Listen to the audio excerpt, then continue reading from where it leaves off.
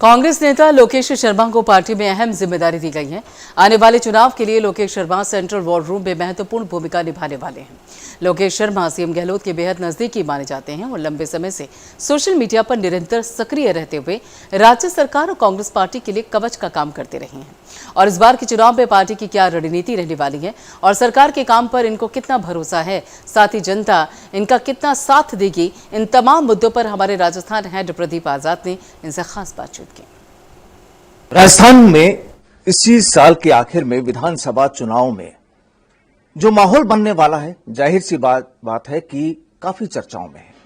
और इसी सियासी रण में जिस तरीके से भारतीय जनता पार्टी और वहीं कांग्रेस, दोनों ही इन महत्वपूर्ण दलों ने अपनी कमर कसी हुई है। और जाहिर सी बात है कि दोनों ही पार्टियां बिल्कुल ये चाहती है कि किसी भी तरीके से इस बार की जो जीत हो वो हमारे कब्जे में हो। जाहिर सी बात है कि राजस्थान में जो वर्तमान सरकार कांग्रेस की है, उसका भी दावा है कि इस बार हर बार की तरह जो 5-5 साल का जो टर्म यहां पर होता है, इस बार उस परंपरा को खारिज किया जाएगा, बदला जाएगा और इस बार कांग्रेस को रिपीट किया जाएगा। लेकिन वहीं पर भारतीय जनता पार्टी के शीर्ष नेता जिस तरीके से राजस्थान की यात्रा कर रहे हैं, राजस्थान के दौरों पर है, वो भी अपनी कुछ अलग कहानी कहते हैं। लेकिन कुल मिलाकर सियासी जंग में इस समय क्या हो रहा है और क्या होने वाला है, किस तरह की कहानी है राजस्थान की राजनीति की, आज इसी मुद्दे पर चर्चा होगी। और चर्चा में आज हमारे साथ जो शख्सियत मौजूद हैं उनका तारुफ करवाएं। लोकेश शर्मा हैं, पिछले करीब 25 सालों से कांग्रेस से जुड़े हैं और जमीनी कार्यकर्ता के रूप में आज इस मुकाम पर हैं कि इस बार विधानसभा चुनाव में भी अपनी किस्मत आजमा रहे हैं। जाहिर सी बात है तैयारियां पूरी हैं और साथ ही इन 5 सालों के दौरान जो सरकार के 5 साल रहे, उनमें सीएम अशोक गहलोत के ओएसडी भी रहे हैं और बहुत बारीकी से, करीब से देखा है कि आखिर सरकार की जो नीतियां जो चलती हैं या जो कामकाज जो चलते हैं वो कैसे चलते हैं। सीधा रुख करते हैं लोकेश जी का। लोकेश जी, बहुत बहुत स्वागत है हमारे साथ जुड़ने के लिए। किस तरीके से रणनीति है, अगर हम सीधे एक चुनाव की बात कर रहे हैं इस बार, क्योंकि काफी मुझे लगता है कि काफी रोचक होने वाला है। देखिए, रणनीति की जहां तक आप बात कर रहे हैं तो कांग्रेस पूरी तरह से तैयार है। कांग्रेस ने अपनी एकजुटता के साथ इन चुनावों में उतरने की तैयारी कर ली है। और जहां तक आपने एक बात कही कि राजस्थान में जो परंपरा बनी हुई है, जो परिपाटी बनी हुई है कि एक बार ये दल और एक बार दूसरा दल, मुझे लगता है कि इस बार वो रिवाज बदलेगा और राजस्थान में कांग्रेस अपनी वापसी पुरजोर तरीके से करने जा रही है। इस बात का हमें पूरा भरोसा है। इसके पीछे सबसे बड़ा कारण मैं बताना चाहूंगा कि प्रदेश के संवेदनशील मुख्यमंत्री अशोक गहलोत जी और कांग्रेस की सरकार ने जिस तरह की योजनाएं, सामाजिक सुरक्षा की योजनाएं प्रदेश के नागरिकों के लिए समर्पित की हैं और उन्हें लागू किया है जिस रूप में, इस देश का कोई राज्य ऐसा नहीं है जहां इस तरह की योजनाएं चल रही हों। तो हम अपने कामकाज को लेकर, अपने निर्णय, अपने फैसले और अपनी उपलब्धियों को लेकर जनता के बीच में जा रहे हैं।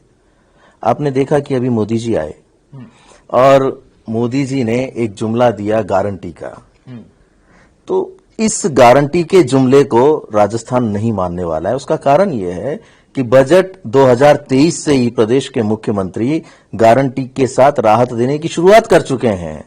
यहां इस प्रदेश में महंगाई से राहत की गारंटी दे रहे हैं, निःशुल्क इलाज की गारंटी दे रहे हैं, विकास की गारंटी दे रहे हैं।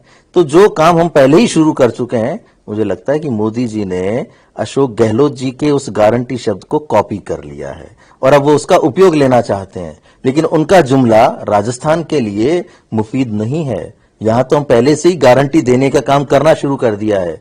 जो महंगाई राहत शिविर लगाए, उनमें हमने हर गांव में, हर ब्लॉक में जाकर लोगों के रजिस्ट्रेशन किए, जनता के रजिस्ट्रेशन किए। आपने देखा कितनी भीड़ उन शिविरों में आई।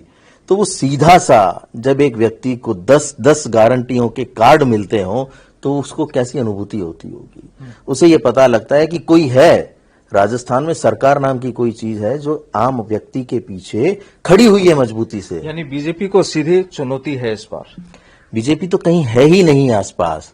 देखिए, कोई व्यक्ति अगर सार्वजनिक रूप से दम रखते हुए और इस विश्वास के साथ कहे कि हमारा मिशन 156 का है। प्रदेश के मुखिया ने 156 का जो टारगेट लिया है और ये कहा है कि हम 156 सीटें लेकर आ रहे हैं, तो वो तो आसपास कहीं टिकी नहीं रहे ना, वो तो अपनी विपक्ष तक की भूमिका नहीं निभा पाए।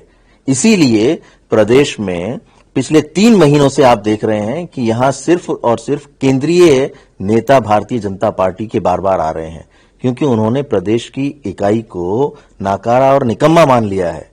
वो अपनी विपक्ष तक की भूमिका नहीं निभा पाए। तो चाहे केंद्रीय नेतृत्व में इनके अमित शाह जी हों, जेपी नड्डा जी हों, खुद प्रधानमंत्री जी हों, राजस्थान को उन्होंने टेक ओवर कर लिया है। इनकी भारतीय जनता पार्टी की प्रदेश इकाई इनकी नजर में किसी काम की नहीं है।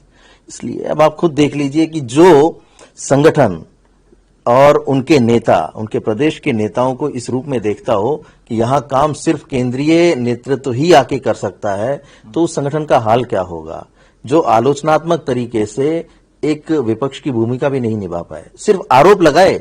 आरोप लगाने को राजनीति नहीं कहा जाता। उनके पास कोई मुद्दा नहीं है। आज इस प्रदेश की सरकार ने जितने काम कर दिए, मैं चैलेंज करता हूं उन्हें कि कहीं भी खड़े होकर सार्वजनिक रूप से आप डिबेट कर लीजिए, आपके पास राजस्थान में गिनाने के लिए या आलोचना करने के लिए एक शब्द नहीं होगा। आप सिर्फ ध्रुवीकरण की राजनीति करते हैं, आप दुष्प्रचार की राजनीति करते हैं, आप दबाव की राजनीति करते हैं। दबाव का जीता जागता उदाहरण आप देख रहे हैं कि जिस प्रदेश में चुनाव होते हैं उसी प्रदेश में केंद्रीय एजेंसियां किस तरह आकर अपनी कार्रवाई शुरू कर देती हैं। तो ये दबाव की राजनीति का ही तो एक उदाहरण है। लेकिन इस बार राजस्थान प्रदेश की जनता इनके इस तरह के कारनामों में फंसने वाली नहीं है, हथकंडों में नहीं फंसने वाली है। यानी पूरी तरीके से इस समय लगता है कि कांग्रेस का रिपीटेशन होगा। बिल्कुल ठीक है। एक व्यक्तिगत सवाल कि आप भी विधानसभा चुनाव में किस्मत आजमाने की तैयारी कर रहे हैं, क्या प्लान है, किस तरीके से? देखिए, व्यक्तिगत जरूर है आपका सवाल, लेकिन मेरा यह मानना है कि जो भी व्यक्ति सक्रिय राजनीति में होता है, हर उस व्यक्ति का यह सपना होता है कि वो जनप्रतिनिधि के रूप में उसे सेवा करने का अवसर प्राप्त हो। मुझे सक्रिय राजनीति में लगभग 25 वर्ष हो गए हैं और ये सपना और ये मंशा मेरी भी है कि मैं भी प्रदेश की विधानसभा में पहुंचूं जनप्रतिनिधि के रूप में और जनता की सेवा करने का अवसर मुझे प्राप्त हो। लेकिन वो कौन सा स्थान होगा, कौन सी विधानसभा होगी, ये तय करने का काम हमारे केंद्रीय नेतृत्व का, हमारे आला कमान का और हमारे मुख्यमंत्री जी का है कि वो जहां से भी इस लायक समझेंगे कि मुझे उस विधानसभा क्षेत्र से इनको टिकट देना है या वहां से चुनाव लड़वाना है, तो मैं तैयार हूं हर जगह से, जहां भी चाहे। लेकिन इस समय आप जो वार रूम बना हुआ है कांग्रेस का, जहां से तमाम विधानसभा चुनाव का एक मॉनिटरिंग जहां से होगी, उसकी जिम्मेदारी भी आपके पास है। आप सीएम गहलोत साहब के साथ भी एज ए ओएसडी के रूप में जुड़े हुए हैं। उन तमाम समय के मुताबिक कैसे मैनेज करेंगे?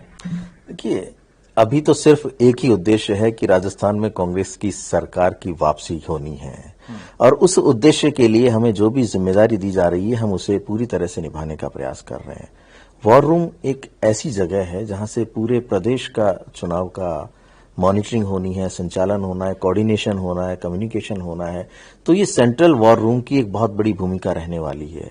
मुख्यमंत्री जी के मिशन 156 को पूरा करने के लिए इस वॉर रूम के तमाम लोग जी जान एक कर देंगे और 24 घंटे काम करते हुए उस उद्देश्य की प्राप्ति करेंगे जिस उद्देश्य के लिए हमने कमर कसी हुई है। और वॉर रूम का अपना एक काम होता है। देखिए, हम इस बार चुनाव सिर्फ जीतने के लिए नहीं, हमारी जो तैयारी है, हमारी तैयारी एक तरफा जीत की है।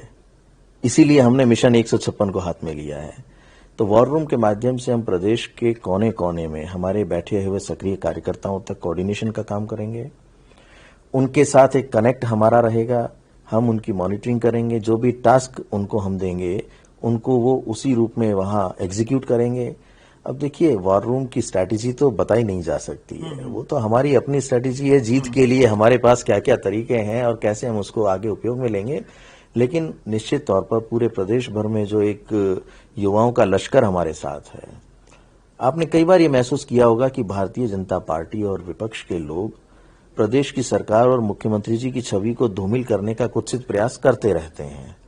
लेकिन चूंकि हमारे पास एक ऐसा सिस्टम है, हमारे नौजवानों की, युवाओं की या साइबर योद्धाओं की एक ऐसी फौज हमारे साथ है कि हर बार इनके मंसूबों पर पानी फेर देती है। जब जब भी इन्होंने गलत तथ्यों के साथ, गलत जानकारी के साथ किसी तरह के आरोप मुख्यमंत्री जी पे लगाने के प्रयास किए हैं या सरकार की छवि को धूमिल करने के प्रयास किए हैं, हर बार इनको मुंह की खानी पड़ी है।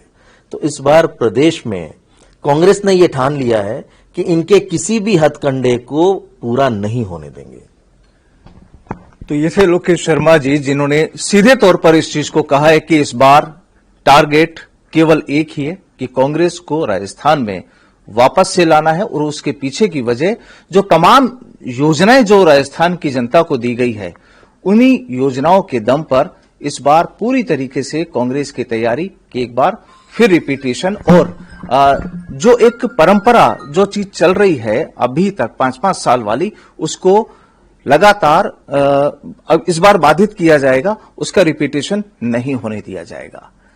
प्रदीप आजाद, प्राइम न्यूज, जयपुर।